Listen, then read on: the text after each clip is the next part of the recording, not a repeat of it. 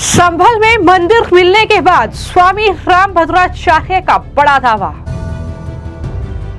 स्वामी रामभद्राचार्य बोले, मंदिर होने के सबूत मिले, हम इसे लेकर रहेंगे। मैं तो यही मानता हूँ जो हमारी ऐतिहासिक वस्तुएं हैं वो हमें मिलनी ही चाहिए और हमें लेनी भी चाहिए, चाहे जैसे भी हो, साम हो, दान हो, दंड हो, भेद हो, चाहे जैसा भी।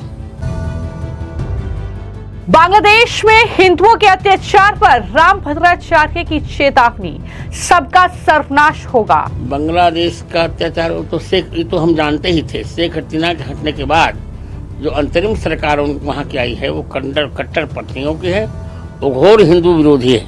मुझे लगता है कि भारत को कठोर कार्यवाही करनी पड़ेगी। आरएसएस प्रमुख मोहन भागवत पर रामभद्राचार्य का चौंकाने वाला जवाब, वो हमारे अनुशासक नहीं हैं, हम उनके अनुशासक हैं। ये मोहन भागवत का व्यक्तिगत बयान हो सकता है, ये सबका बयान नहीं है। वो हमारे अनुशासक नहीं हैं, हम उनके अनुशासक हैं। ये कौन होते? मैं 20 बार कह रहा हूँ, हिंदू धर्म की व्यवस्था के लिए वो तो नहीं ठेकेदार हैं।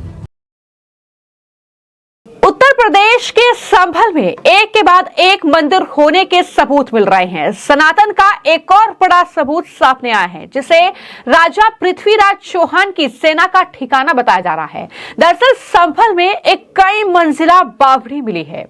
अब इस मामले पर जगत गुरु स्वामी रामभद्राचार्य महाराज का बड़ा और चौंकाने वाला बयान सामने आया है। उन्होंने संभल के मामले पर खुलकर बातचीत की और चिंता जाहिर करते हुए ये कहा कि संभल में जो कुछ भी हो रहा है वो अच्छा नहीं है, वो बुरा हो रहा है। लेकिन इस मामले का सकारात्मक पहलू ये है कि वहां मंदिर होने के सबूत मिले हैं। ये बड़ी बात रामभद्राचार्य की ओर से कही गई, यानी वो ये साफ तौर पर कह रहे हैं कि शाही जामा मस्जिद का सर्वे इसलिए हो रहा है क्योंकि वहां पर हरिहर मंदिर होने का दावा किया जा रहा है। और उसके बाद जब ये पूरी तफ्तीश वहां पर चल रही है तो ना सिर्फ शाही मस्जिद का सर्वे हुआ है, बल्कि आसपास का जो इलाका है वहां पर जब छानबीन हुई तो एक 46 साल बाद मंदिर के कपाट खुले तो वहां पर जो खुदाई हो रही है, नलकूप मिल रहे हैं, सबूत मिल रहे हैं मंदिर होने के, और खंडित मूर्तियां मिल रही हैं। और इस तरीके से अब एक बावड़ी भी वहां पर मिली है। उन्होंने आगे ये कहा कि हम इसे लेकर रहेंगे, चाहे वो वोट से हो, चाहे कोर्ट से हो, या फिर जनता के सहयोग से हो। यानी स्वामी रामभद्राचार्य ये साफ तौर पर कह रहे हैं कि हम इसे हरगिज नहीं छोड़ेंगे। जिस तरह की सियासत इस पूरे मुद्दे पर हो रही है, जिस तरीके से ओवैसी से लेकर समाजवादी पार्टी के नेता अखिलेश यादव सरकार पर आरोप लगा रहे हैं कि सरकार सिर्फ हर जगह खुदाई कर रही है और इस तरीके से गंगा जमुनी जो तहजीब है उसे खराब कर रही है, इस तरीके के आरोप लग रहे हैं। लेकिन इन सब के बीच जगत गुरु रामभद्राचार्य का ये बड़ा बयान कि जो मंदिर होने के सबूत मिल रहे हैं, हम इसे लेकर रहेंगे, चाहे वो वोट से हो, चाहे वो कोर्ट से हो, या फिर जनता के सहयोग से हो।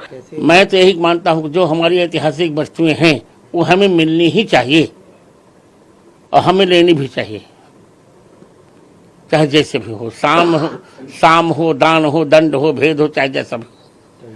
एकत्र होना चाहिए, पर अपने ऐतिहासिक संपत्ति थोड़ी किसी को दे देनी चाहिए। ये मोहन भागवत का व्यक्तिगत बयान हो सकता है, ये सबका बयान नहीं है। वो किसी एक संगठन के प्रमुख हो सकते हैं, हिंदू धर्म के प्रमुख वो नहीं है कि उनकी बात हम मानते रहें। वो हमारे अनुशासक नहीं हैं, हम उनके अनुशासक हैं। ये कौन होते? मैं 20 बार कह रहा हूँ, हिंदू धर्म की व्यवस्था के लिए वो तो नहीं ठेकेदार हैं। हिंदू धर्म की व्यवस्था हिंदू धर्म के आचार्यों के हाथ में है, उनके हाथ में नहीं। वो किसी एक संगठन के प्रमुख बन सकते हैं, हमारे नहीं। संपूर्ण भारत के वो प्रतिनिधि नहीं है। ये दुर्भाग्य है उनका, ये वक्तव्य उनका पूर्ण दुर्भाग्यपूर्ण है। उनको क्या नहीं मिला? उनको स्वयं जेट की सुरक्षा मिली, सब कुछ तो उनको मिला है। हमने क्या मांगा? कौन सी सुरक्षा हमने हिंदू धर्माचार्यों ने? मंदिर के मुद्दे पर उनका संघर्ष जारी रहेगा। वो इसके लिए सभी संभव रास्तों का उपयोग करेंगे। ये भी जगत गुरु रामभद्राचार्य की ओर से कहा गया है। मैं आपको जानकारी दे दूं कि ये वही स्वामी रामभद्राचार्य हैं जिनका जो कहीं ना कहीं स्टेटमेंट था वही अयोध्या में राम मंदिर बना, उस वजह से ये एक बड़ा कहीं ना कहीं सहयोग इसमें माना जाता है, क्योंकि सुप्रीम कोर्ट ने जो फैसला सुनाया दरअसल वहां पर जगत गुरु रामभद्राचार्य ने बयान दिया था, वहां पर अपना स्टेटमेंट कोर्ट में दिया था, जिसके बाद कोर्ट ने ये फैसला किया था कि दरअसल यहां पर राम मंदिर बनेगा। और ऐसे में उनका ये बयान काफी ज्यादा महत्वपूर्ण हो जाता है। इतना ही नहीं, न सिर्फ संभल के मुद्दे पर बल्कि बांग्लादेश में हिंदुओं पर जो अत्याचार हो रहा है, जो नरसंहार हिंदुओं का हो रहा है, उसको लेकर भी जब उनसे सवाल किया गया तो उन्होंने ये साफ तौर पर कहा कि बांग्लादेश की अंतरिम सरकार हिंदुओं पर अत्याचार कर रही है। बांग्लादेश के अंतरिम प्रधानमंत्री को दुष्ट उन्होंने करार दिया है। मोहम्मद यूनुस को वो दुष्ट बता रहे हैं और कह रहे हैं कि इंतजार कीजिए, सबका सर्वनाश होगा, चिंता मत कीजिए। बांग्लादेश में हिंदुओं के खिलाफ हो रहे अत्याचार को लेकर अंतर्राष्ट्रीय समुदाय को गंभीर कदम उठाने की जरूरत है। हमने सरकार से बहुत कुछ कहा है, लेकिन यह समस्या केवल भारतीय सरकार ही नहीं बल्कि पूरी दुनिया के लिए चिंता का विषय है। ये तमाम बड़ी बातें जगत गुरु स्वामी रामभद्राचार्य की ओर से कही गई है। बांग्लादेश का अत्याचार तो हम जानते ही थे। शेख हसीना के हटने के बाद जो अंतरिम सरकार वहाँ की आई है वो कट्टरपंथियों की है, वो घोर हिंदू विरोधी है। और आज आपने आकाशवाणी में सुना भी हो तो विदेश मंत्रालय को एक पत्र मिला है वहाँ से कि शेख हसीना को बांग्लादेश को लौटा दिया जाए, जबकि ऐसा भारत नहीं करेगा। और अब अंतर विरोध तो बढ़ेगा ही बढ़ेगा दोनों का। तो मुझे लगता है कि भारत को कठोर कार्यवाही करनी पड़ेगी, तभी इस समस्या का समाधान होगा। बातचीत से समाधान नहीं होगा। भारत सरकार ने पहल तो की है, यहाँ तक कि मोदी ने भी पहल की, गृह मंत्री ने भी पहल की, सबने कहा कि ऐसा मत करना, पर वो ऐसी कौम है वो कि कठोरता के बिना मानने वाली नहीं, ऐसा मेरा मानना है। यानी संभल में खुदाई के दौरान नलकूप मिलना, वहां पर मंदिर होने के सबूत मिलना, 40 साल बाद एक शिव मंदिर के वहां पर दरवाजे खुलना, इन तमाम मुद्दों को लेकर तो वो राय रख ही रहे हैं। लेकिन इसी के साथ बांग्लादेश में हिंदुओं पर जो नरसंहार हो रहा है उसको लेकर भी वो बांग्लादेश की मोहम्मद यूनुस की सरकार पर जमकर बरसे। मोहम्मद यूनुस को दुष्ट करार देते हुए उन्होंने कहा कि बख्शा नहीं जाएगा, सबका सर्वनाश होगा जो इस तरीके से हिंदुओं को टारगेट कर रहे हैं।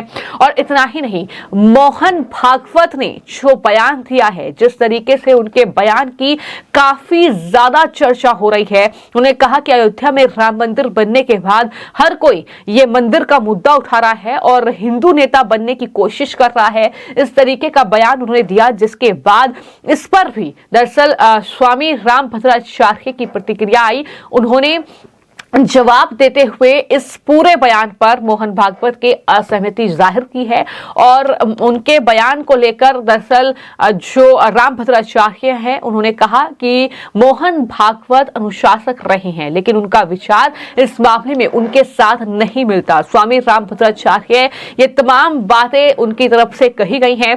कुल मिलाकर जिस तरीके से लगातार जो है दावा किया जा रहा है कि अलग अलग जगहों पर कुछ ऐसे मंदिर हैं जो कहीं ना कहीं बंद किए गए हैं, जिसका नामो निशान मिटाने की कोशिश हुई है। लेकिन अब जब छानबीन अलग अलग जगहों पर हो रही है, चाहे संभल की बात की जाए, चाहे मुजफ्फरनगर की बात की जाए, चाहे अन्य जगहों की बात की जाए, वहां पर कई कई साल पुराने मंदिर इस वक्त खुल रहे हैं और लोग उसमें पूजा अर्चना करने के लिए पहुंच रहे हैं। संभल की तस्वीरें ही अगर आप देख लीजिए कि किस तरीके से वहां पर 46 साल बाद एक जो अल्पसंख्यकों का इलाका था, जो मुस्लिम आबादी का इलाका था, वहां पर जहां पर संभल में हिंसा हुई थी उस जगह पर यह मंदिर मिला है।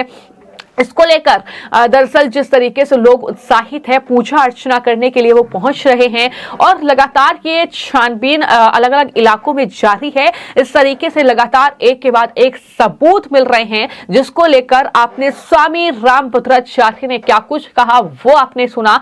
और जाहिर तौर पर चाहे मोहन भागवत का बयान हो, जहां विपक्ष मोहन भागवत के बयान को लेकर खासतौर पर समाजवादी पार्टी के नेता उनका समर्थन कर रहे हैं और कह रहे हैं कि पहली बार मोहन भागवत ने कुछ अच्छा कहा, लेकिन वहीं पर जो रामभद्राचार्य का बयान है उन्होंने कहा कि वो हमारे अनुशासक नहीं हैं, हम उनके अनुशासक हैं। ये बड़ी बात उन्होंने कही और कहा कि हम जो है वो उनके बयान से सहमत नहीं है, लेकिन बांग्लादेश में जो हिंदुओं पर अत्याचार हो रहा है वो अंतर्राष्ट्रीय मुद्दा होना चाहिए, अंतर्राष्ट्रीय मंच पर यह बात जो है वो होनी चाहिए।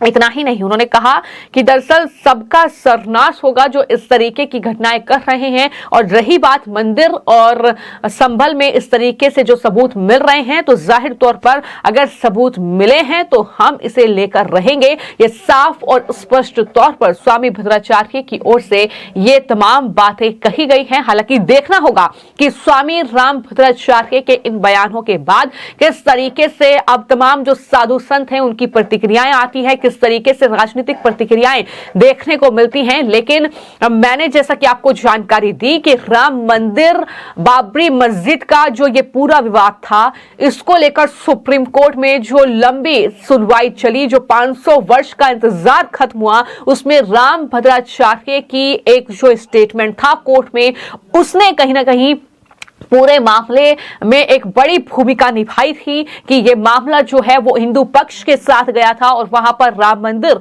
बनाने का आदेश कोर्ट ने दिया। तो ऐसे में लगातार स्वामी रामभद्राचार्य जहां पर वाराणसी में ज्ञानवापी मस्जिद का जिक्र कर रहे हैं, वहीं पर मथुरा में जो है कृष्ण जन्मभूमि को लेकर जो विवाद है उसको भी लेकर वो लगातार बातचीत कर रहे हैं। और इस तरीके से उनका बयान यही है कि दरअसल अगर वहां पर मंदिर होने के सबूत मिल रहे हैं तो चाहे वो मंदिर हम कोर्ट से लें, चाहे वोट से लें या फिर जनता के सहयोग से लें, लेकिन हम वो मंदिर लेकर रहेंगे। फिलहाल आपका क्या कहना है स्वामी रामभद्राचार्य के इन बयानों पर, जिस तरीके से उन्होंने तमाम मुद्दों को लेकर टिप्पणी की, इस पर अपनी राय जरूर कमेंट बॉक्स में साझा कीजिएगा। धन्यवाद।